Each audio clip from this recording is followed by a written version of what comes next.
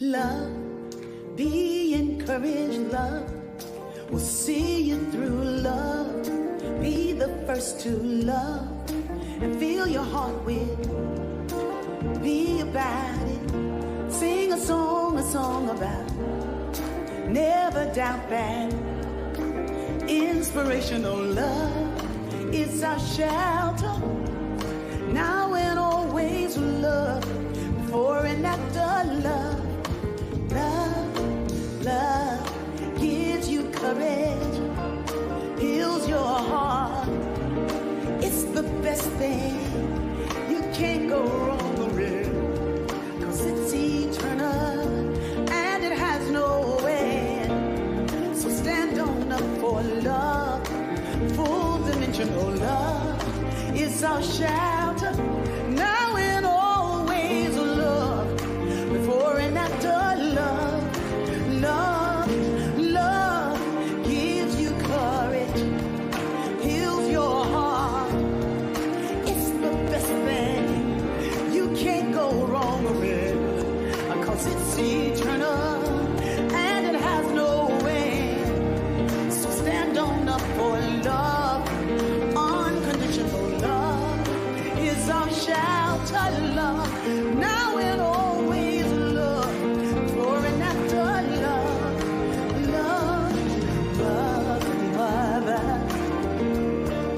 There are too many of you crying. Brother, brother, brother. There are far too many of you dying. You know we've got to find a way to bring some love in here today. Yeah.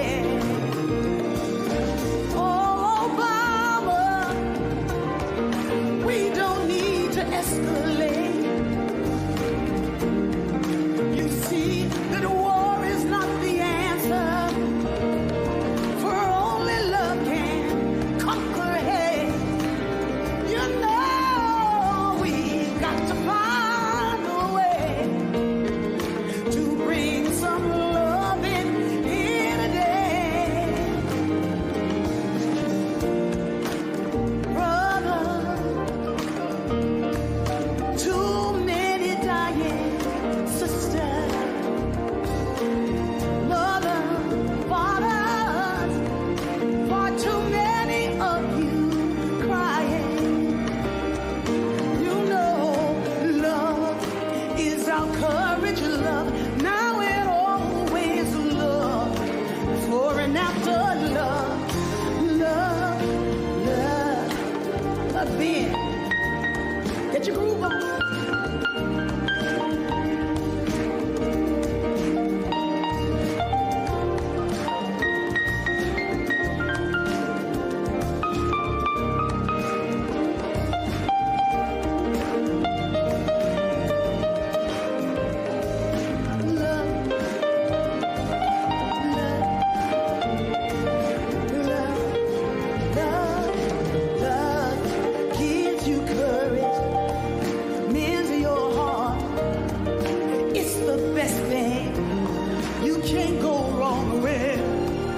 It's eternal and it has no end. So stand on up for love. Unconditional love is our shelter. Now and always love. Before and after love. Love, Father, Father. Everybody might think we're wrong. Oh yeah. Oh, judge us simply 'cause our faith is strong. You know we've got to find a way to bring some love in here today. Yeah. Love is eternal and it has no end. It's eternal and it has no end. It's eternal and it has no end. So stand on up for love, unconditional love. your shelter.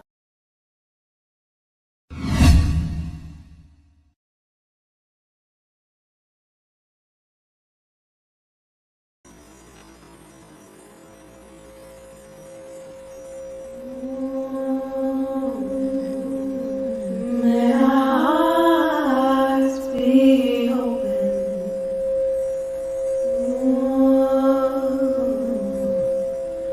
May our hearts be open.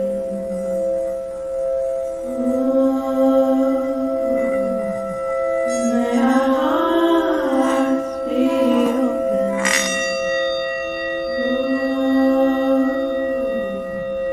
May our hearts be open.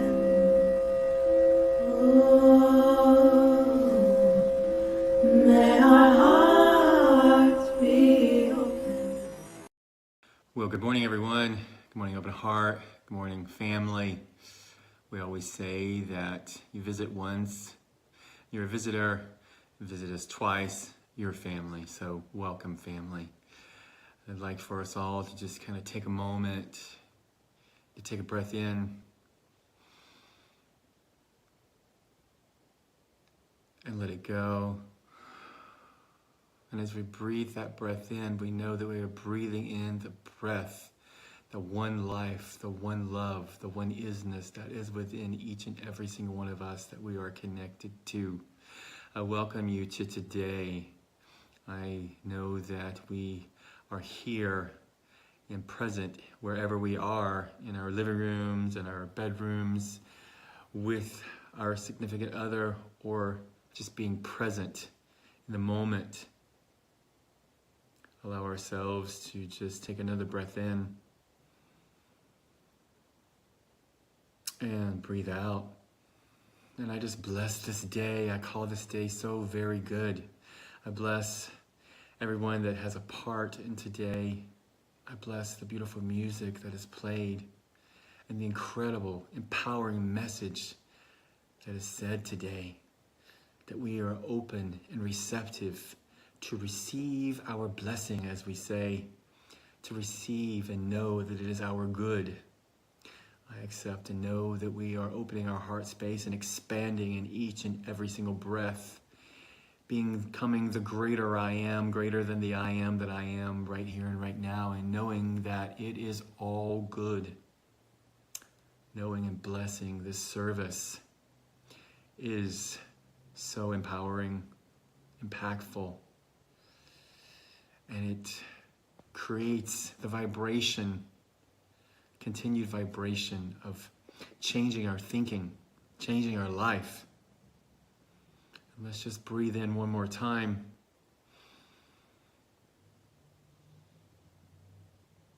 And let this beautiful day unfold and service begin. And so it is. You can do this. Just do it. Just do it. Just do it. Don't try to figure it out. Just do it. That was right on time.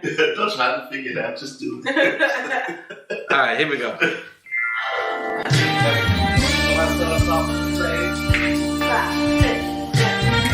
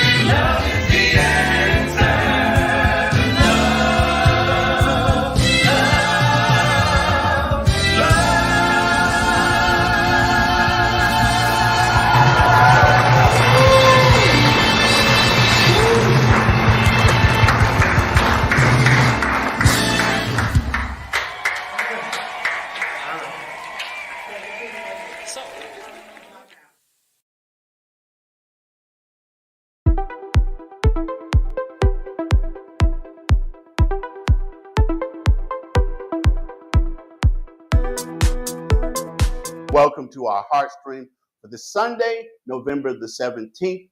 I'm glad you've joined us for this morning's Heartstream. It's always a pleasure to greet you to this expansion in consciousness, and as we continue to get the message of New Thought, Ancient Wisdom out there, I'm so glad that you are a part of this, and I'm happy to be here with each and every one of you today. A few things. On next Sunday, I will be the speaker at Unity Christian Church. I guess I can stop saying the guest speaker because, as you all know, that beginning December 1, I step into the role of pastor at Unity Christian Church of Memphis, which I'm excited about. And there'll be an opportunity for us each and every Sunday, for those of you in the Memphis area who want to come in person, to come to the service there. We still will continue to have the Heartstream. We will continue to use this to get the message out, because there are many of you who are watching this who don't live in Memphis. I know that there are those of you that are in California, other parts of Tennessee, in North Carolina, in Georgia, in Florida, in Arizona, and a few other places that I know that people watch this Heartstream. And so we're going to continue that. But we also will have the opportunity for those of you that are here in Memphis, the Memphis area, to come out to Unity Christian Church to be a part of that celebration service. And also, I will be including the link to Unity's service, which starts at 11, if you'd like to tune into that as well. But it'll be an opportunity for us to be in this space and continue. As I've said, it's a synergy. It's not a merger. It's a synergy where the best of both congregations will have an opportunity to serve and to do the things that we are called to do. Also, on next Sunday, which is the 24th, at 2 p.m., as many of you know, my wife, Emma Crystal, has been successful in opening up a therapeutic bath, spa, and massage studio downtown Amani. And she'll be celebrating, yes, that's right, 1 year, the 1 year birthday of Amani. And it's inviting all of you to come out and to share on that day. There's an announcement later, but I'll go ahead and tell you there's going to be live music, there's going to be specials, there's going to be giveaways, there's going to be food, there's going to be an opportunity to take a tour if you haven't already, but just to come out and to celebrate this milestone in the life of Amani and in Emma's life. And as I have said before, I have watched her take this idea, take the principles that we talk about and transform them even in the midst of COVID, because if you recall, they began construction in the midst of COVID, and there were many delays and the astronomical increase in construction materials and all of that. But she persevered, she stayed the course, she continued to do the work, the prayer work, the affirmations, the meditation, all of that each and every day, writing it out, all of that. And now it's at this point where she is celebrating 1 year of being in business. I invite you all to come out. Also, again, I would ask that you continue financial support of Open Heart. If you've not done so already, that you would consider doing so today, making a contribution to us. It allows us to continue to do the things it is that we do. And as such, it makes it possible for us to continue to get this message of New Thought, Ancient Wisdom out to the many people that are out there, to the many people that I believe are in need of hearing this message. And I hope that you will too, and that you will share it with friends of yours and family members, what it is that we are doing. And as always, I greet you, I bless you, I see God in you.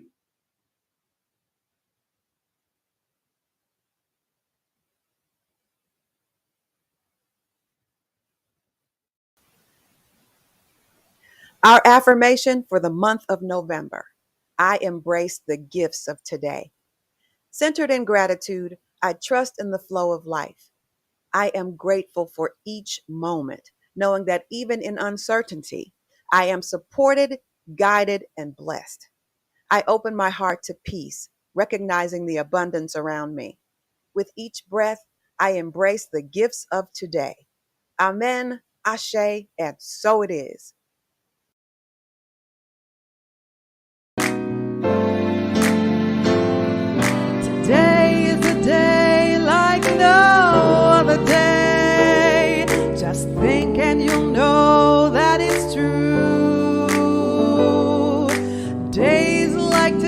should be holidays.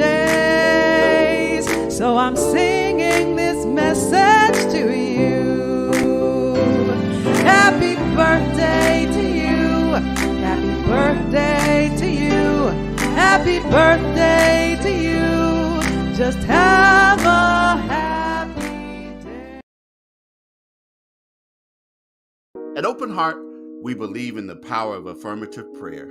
Each and every individual and family you see represented here, we continue to pray for you. Our prayer team each morning remembers you, and we hold the space for you, as well as all of you who are a part of our Open Heart family. There are several ways to give to Open Heart: through our Cash App at OHSC 901, online at OHSC901.com, or text the word GIVE to 615-422-4290. A powerful way to start or continue your day is with our daily prayer call. Each morning, at 8 a.m. Central Time, a prayer team member provides an inspirational reading and an affirmative prayer. Join us at 901-586-8755.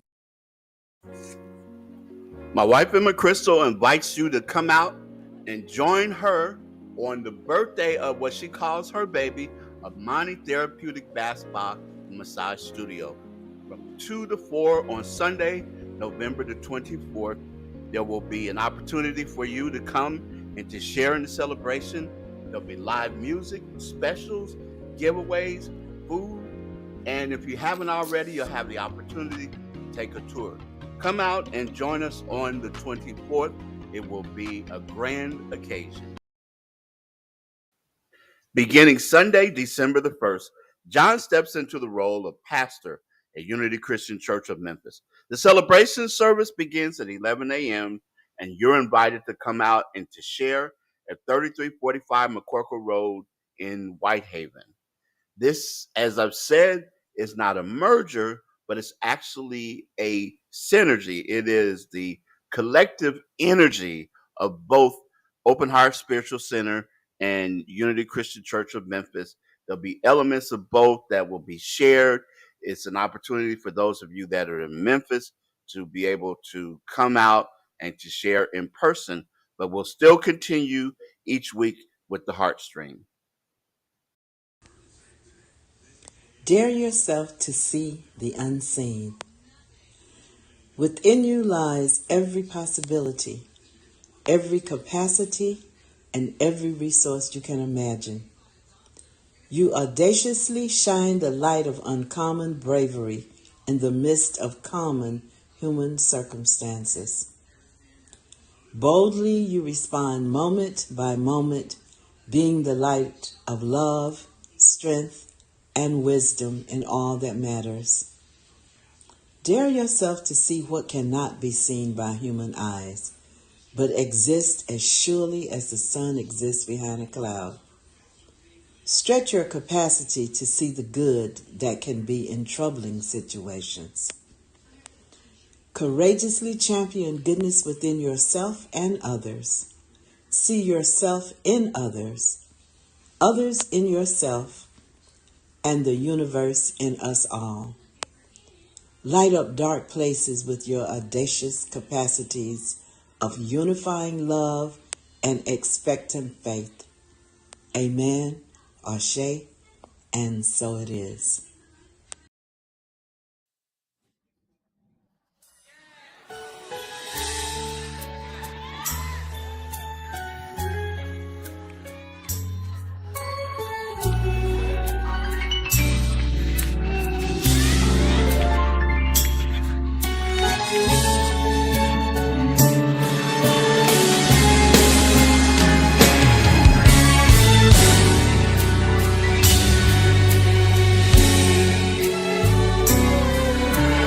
Pregnant possibilities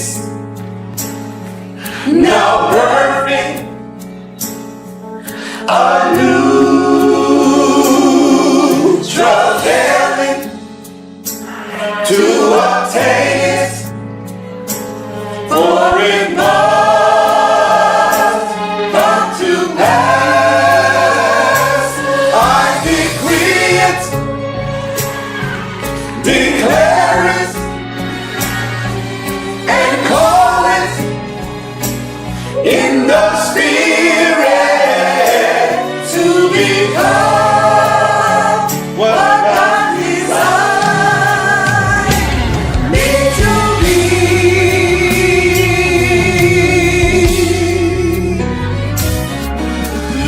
future, your promises shall be fulfilled. Yes, you shall thank for it must come to pass. I decree it, declare it, and call it in the spirit. I decree it, declare it, and call it in the spirit. Manifest, manifest, manifest, manifest, manifest, manifest, manifest, manifest. I see it, I have it. Manifest, manifest. I see it, I have it. Manifest, manifest. I see it, I have it. Manifest, manifest. I see it, I have it. Manifest, manifest. It's mine, it's mine, it's mine, it's mine, it's mine, it's mine, it's mine, it's mine. I am what God designed me to be. Who you are what God designed you to be.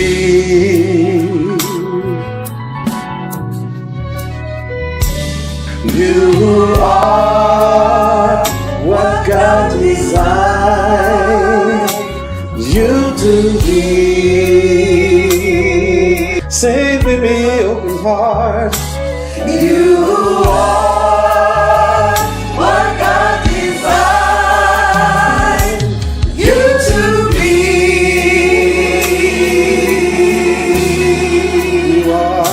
You are what God designed you to be.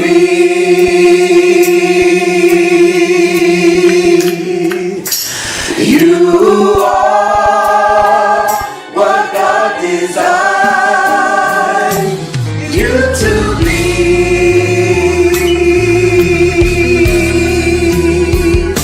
I am what God designed me to be.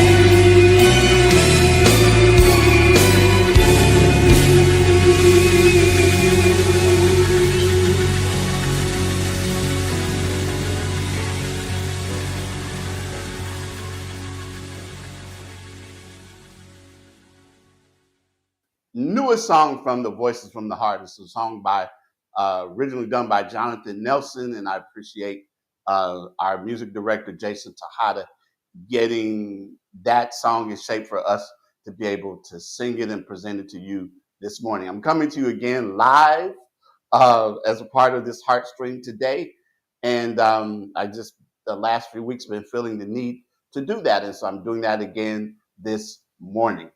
And the title for today's message is Get You to a High Mountain.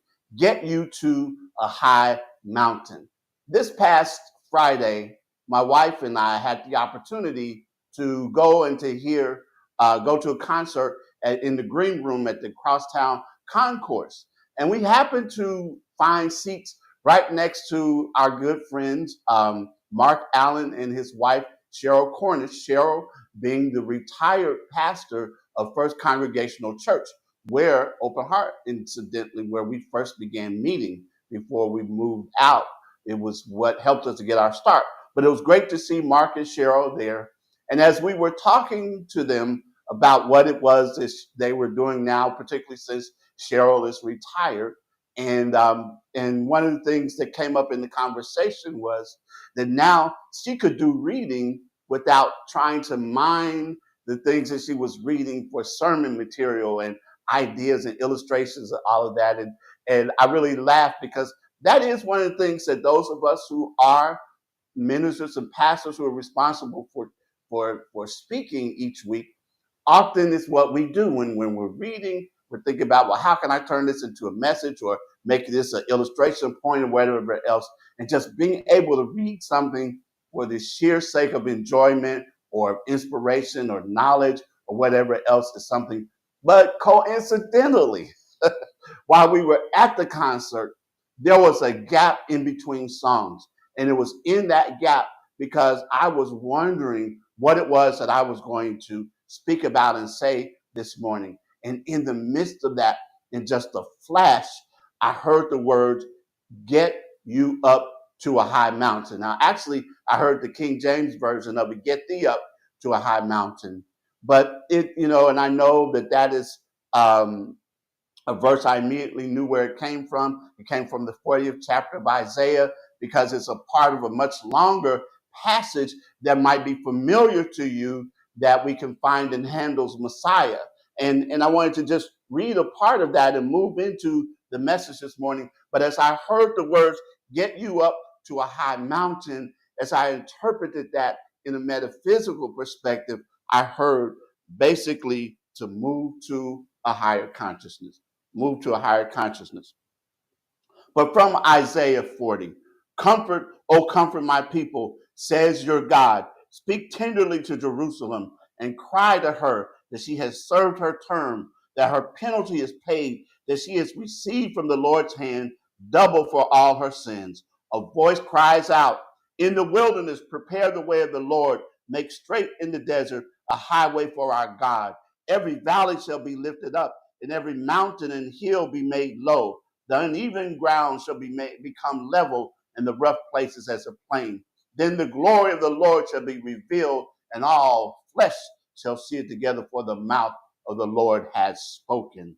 And then moving down to a few verses, get you up to a high mountain, O Zion, herald of good news. Lift up your voice with strength, O Jerusalem, herald of good news. Lift it up, do not fear.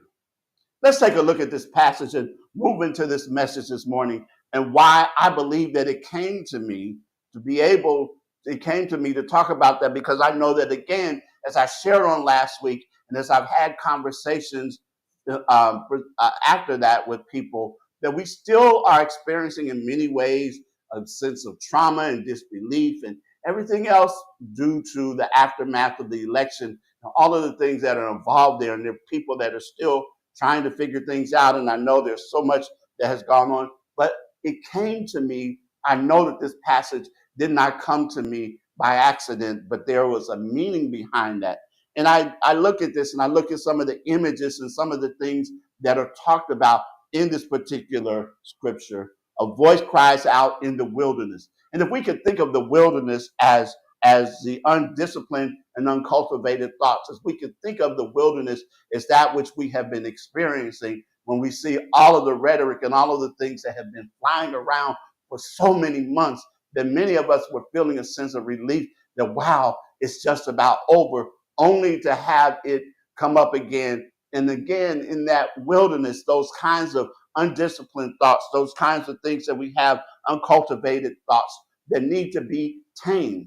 because after all, when we allow them to just run willy-nilly, that's when we find ourselves running into problems. That's when we find that we are out of alignment, that we are out of sync with our good, with our divinity, and things begin happening in us, and it manifests even outside of us as illness, as anxiety, as a sense of chaos, and all of those other things, but a voice crying out in the wilderness. And again, it's giving us the idea that there is hope, that there is within the midst of all of this something else.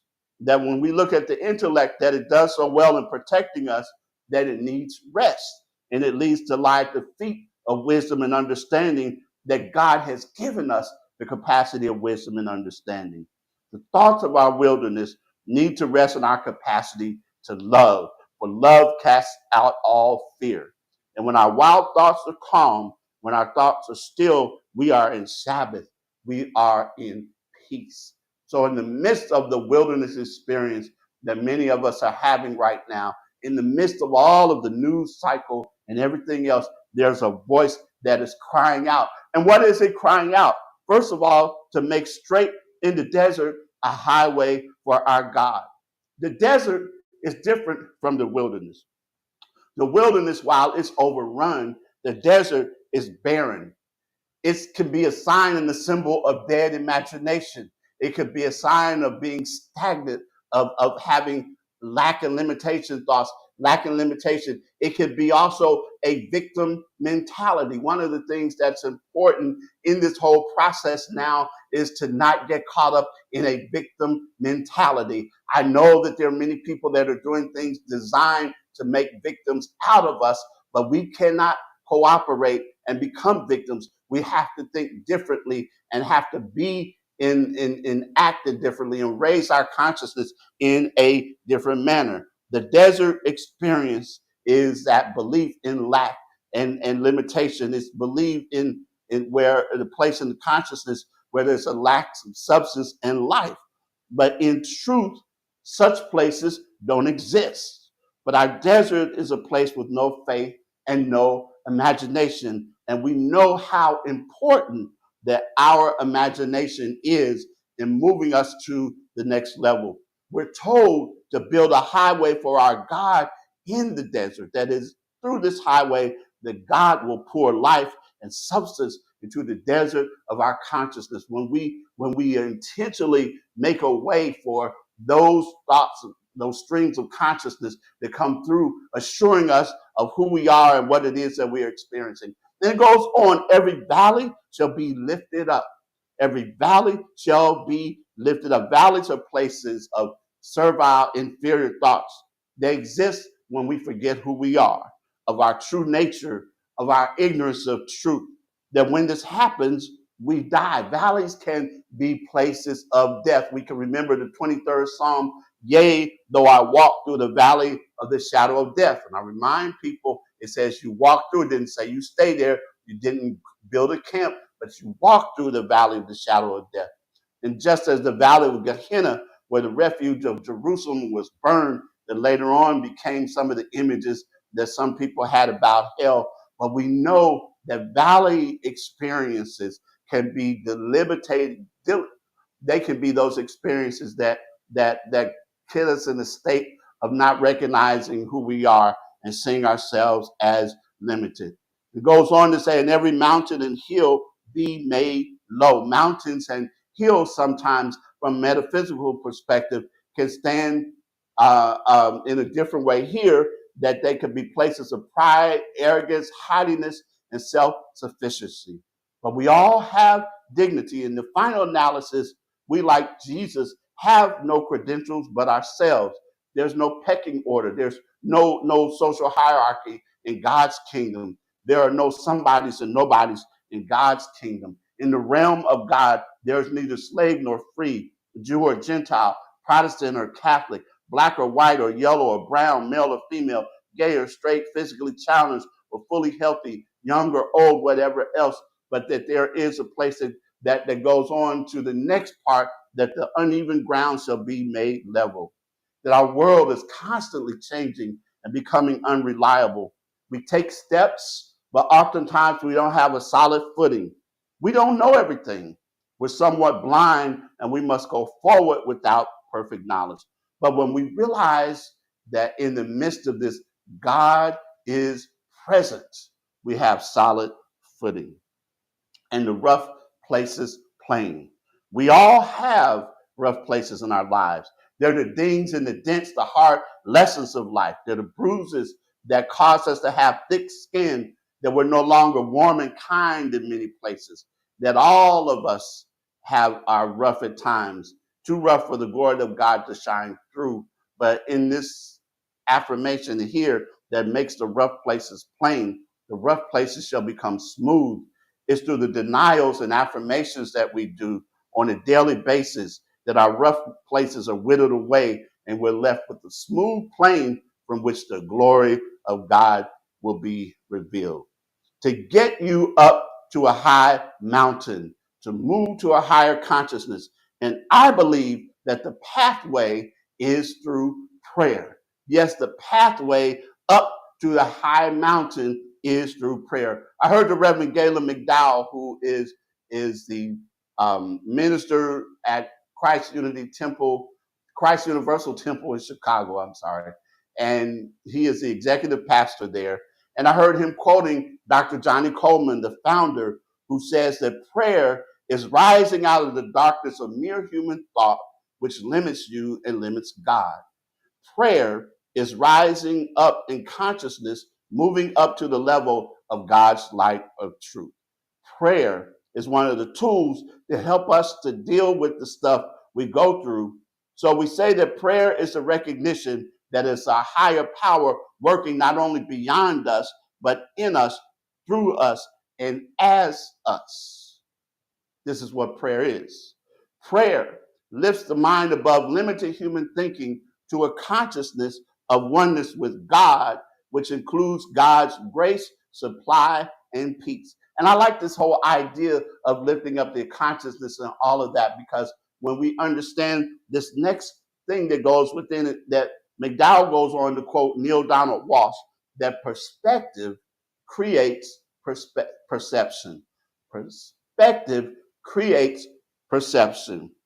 Your perspective rises when you pray, which allows you to perceive opportunities and possibilities that cannot be seen or comprehended in the lower states of consciousness. If you can't see more good in your life, and more importantly, if you can't demonstrate more good in your life, it is because your limited thinking isn't allowing you to see it. I think about when I was years ago, was driving between Memphis and Atlanta, and I was going through Alabama, and I came upon this spot where someone had thrown out some trash from fast food that they had been eating, and there were a bunch of birds that were there on the side of the road eating the remains that were there, and they were kind of squabbling with one another. And I drove past them, and as I got over a slight hill and came again, there was another bird that was on the side of the road that had roadkill all to itself, and it was eating undisturbed, unbothered, and all of that. And I thought about those birds back there.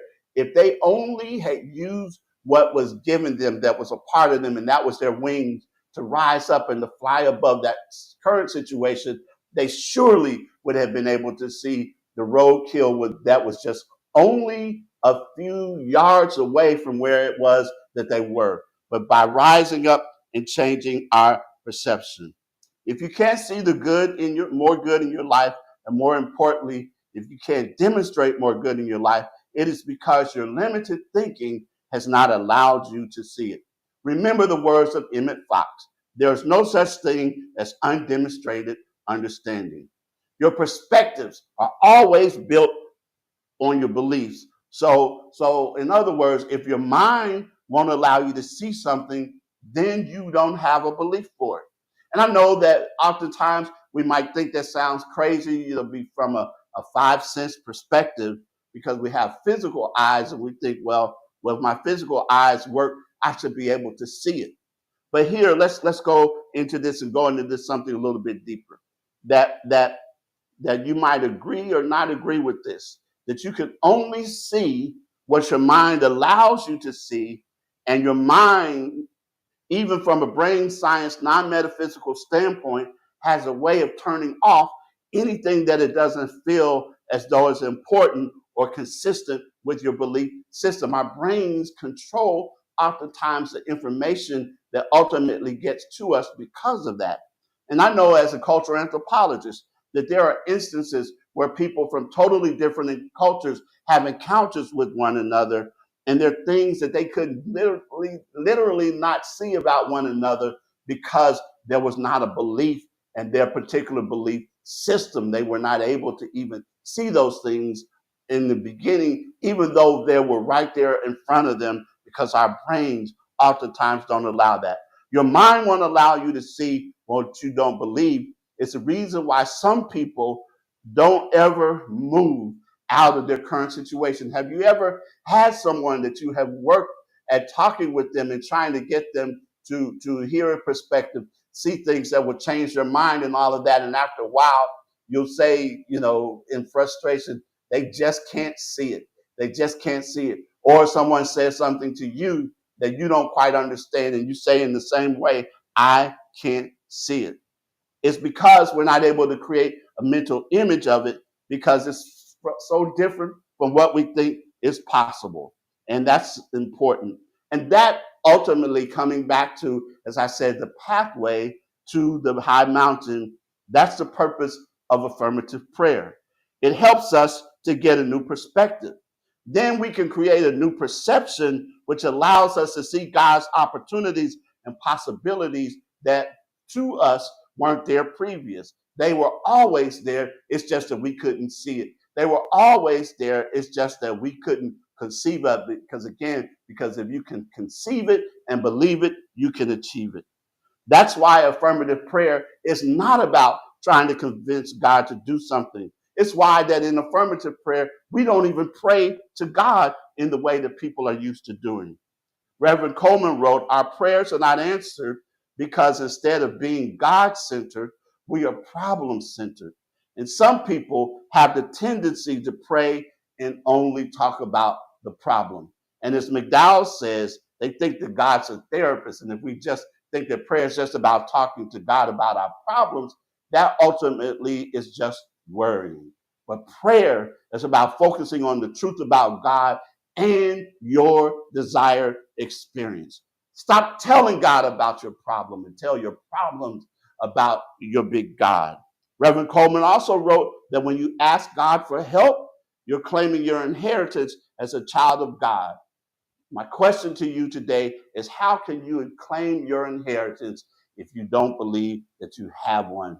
In other words, today, the solution to all of that, the solution to everything else that we're experiencing, is to get you up to a high mountain. That means be intentional about how you're conditioning your subconscious mind, about the narratives and the words that you repeat, about the things that you share. And I know I'm guilty of this, and I've made a pact with myself today that I'm going to be more conscious about even the things that I share on social media and all of that, because I know that I'm conditioning my mind to see things in a particular way, about the conversations that you're in, about how you expose yourself to the perspective of news and social media. That I'm saying today, starting today, to get up to that high mountain, we pray for what we desire to be our experience, and stop using words that bring life in us down, and start using those words and creating those images and those possibilities that lift us up. Yes, there are some difficult days that lie ahead, but when we get up to a high mountain, when we understand that perception creates, that perspective creates perception, and when we are deliberate about making sure that that perception is in line with truth, that that perception is in line with what it is that we know about the universe, things begin to change for us. And as they change for us, we become agents of change to help in all of this work that is necessary, that is going forward for each and every one of us in the living and the facing of these days. Amen, ashe, and so it is. Live in the spirit.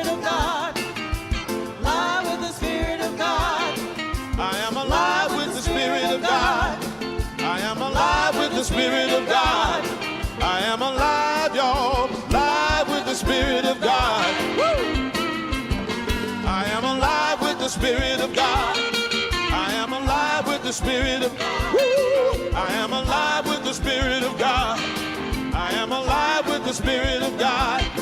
I am alive, y'all. Live with the Spirit of God. Y'all ready to rock out this morning?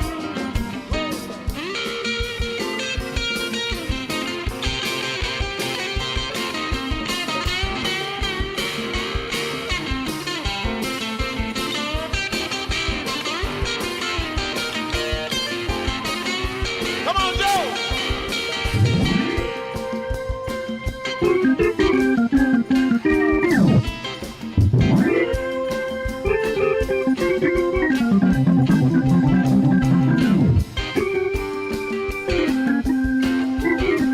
Come on, sing it with us, y'all. I am alive with the Spirit of God. I am alive with the Spirit of God. I am alive with the Spirit of God. I am alive with the Spirit of God. I am alive, y'all. Live with the Spirit of God. I am alive with the Spirit of God.